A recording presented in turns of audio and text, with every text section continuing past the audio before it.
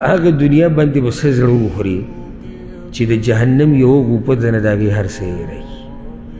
بیا واوره اوس ویؤتى بأشد الناس بؤسا في الدنيا من أهل الجنة. او هغه سړی چې په دنیا کې سختې تېرې کړي دي، انتهایي غریبي، فقر، بیماریانې، سختې، مصیبتونه، هر څه چې خو دی جنتي دی به راوستی شي. فیصبغ صبغة في الجنة، یو غوپه بوله په جنت کې ورکړی شي. نه جنت ته لا دننه کړی نه دی، غوپه ده. نو بیا به درته وویلی شي چې یا ابن آدم هل رأیت بؤسا قط، هل مر بک شده قط، تا چېرته سخته لیدلې ده، چېرته غمونه دي لیدلي دي، فقر غریبي دي لیدلې ده، بیماري دي لیدلې ده؟ دی به ورته وایي چې لا والله یا رب ما مر بي بؤس قط ولا رأیت شدة قط.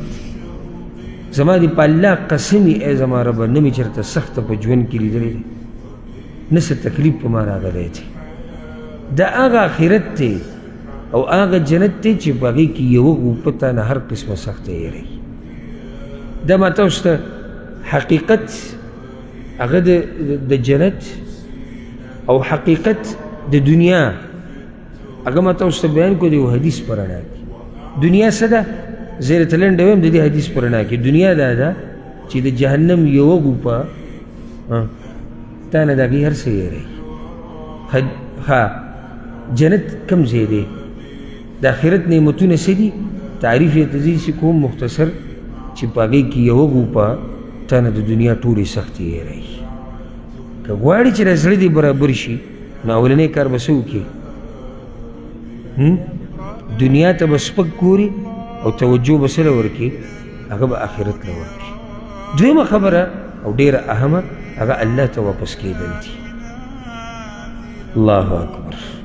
یو بوډا سړی د رسول صلی الله علیه وسلم خواله راغلی، کیدای شي دا قصه ما تاسو ته بیان کړې او دومره بوډا چې د ملا یې کونټې شوې وه او ویښته یې تک سپین شوي دي او د روزي دی په دې سترګو راورېدلي دي. راغی د رسول وسلم خواله، یریږي او امید ساتي. یعنې سره د امیدونو راغی، سره د یرې راغی. د دې بوډا ډېره ناشنا قصه ده او دا روایت امام طبراني راوړی دی او صحیح روایت دی. راغی د امیدونو سره. هسې تاسو دا منظر ذهن کې په زړه کې جوړولی شي چې دی د رسول وسلم خواله راغی سره د هغه غمونو او د یرې چې د په زړه کې دي، سره د هغه امیدونو چې د په زړه کې دي. راغی د رسول وسلم په سر ودرېد ورته وایي یا رسول الله، ای د الله رسوله، یو سړی دی. سړی ورته یاد کړو، خپل ځان یې ورته ډایري کونی، یو سړی دی، رجل غدر و فجر، یو سړی دی فسق او فجور او نافرمانیان او غدر او خیانت هر څه کړي. لنډه دا وی د الله رسوله، لم يدع حاجة ولا داجة إلا اقتطعها بيمينه. لنډه دا چې یو ګناه یې نه ده پرېښودی او که د هغه دا ګناهونه دي په دې ځمکه وله باندې تقسیم کړي دا ټوله ځمکه به تباه کړي. فهل له من توبه؟ دا سړی که توبه وباسي الله به یې قبوله کړي، الله ته واپس کېده. ما خبره دا کوه. رسول صلی الله علیه وسلم پوه شو په ده باندې چې خبره دې خپله کوي. اوس عمر ته وګوره که نه، یعنې یو خو یو سړی دی عمر یې دی 20 کاله، دوی یو څو کاله کړي دا کارونه. یو سړی 15 کاله، یو سړی 13، یو سړی 15، 40، 50. دلته د دې سړي ملا داسې کوټې شوې ده او روزي د هغه په سترګو دي، نظر یې ختمېدو واله دی یا ختم شوی دی تقریبا، ویښته ګیره هر څه تک سپین هر څه ختم شوي. ده به څو کاله ګناهونه کړي، غدرات او فجرات، معمولي ګناهونه نه دي. ښه رسول صلی الله علیه وسلم ورته وویل ته اسلام قبول کړی دی؟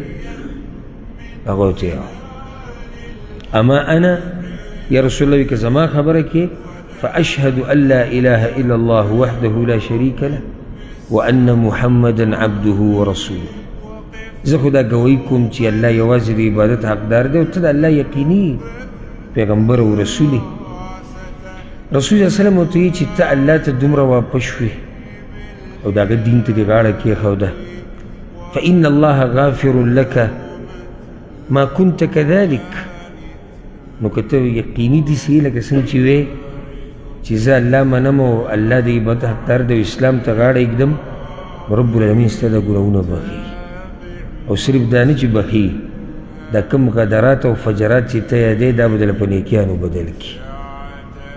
یعنې دا 70 کالو ګناهونه، دا 80 کالو ګناهونه به دله په نیکیانو بدل کړي. شرط دا دی چې ته به الله ته واپس کړي، هسې نه چې ته خپلې په خپه اچولي ده او یا سیم خلکو ته درخواستونه کوي چې ما دپاره دعا غواړه.